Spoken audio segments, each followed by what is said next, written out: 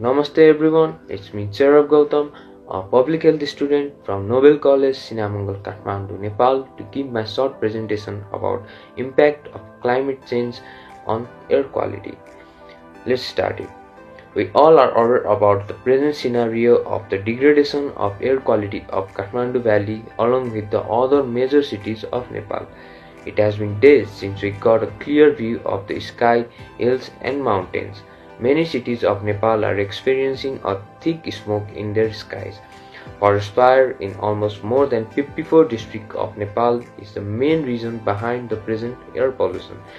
Did you know that climate change is also one of the main inducing factors to degrade the quality of air?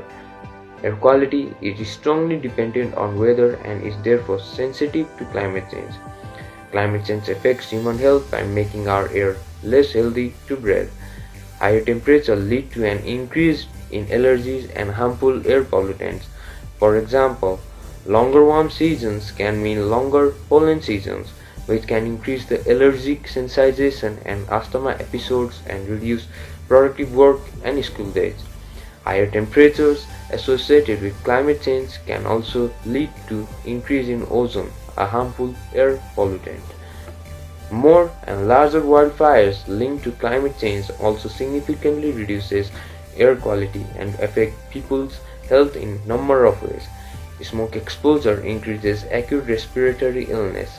Warmer temperatures and shifting weather patterns can worsen the air quality, which can lead to asthma attacks and other respiratory and cardiovascular health effects.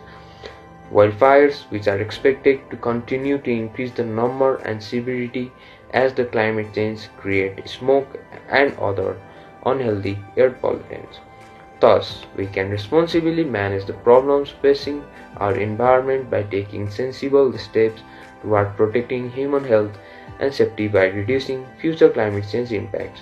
Reducing the release of heat-trapping gases like carbon dioxide, carbon monoxide can help protect our health and well-being by decreasing the impacts on our climate system.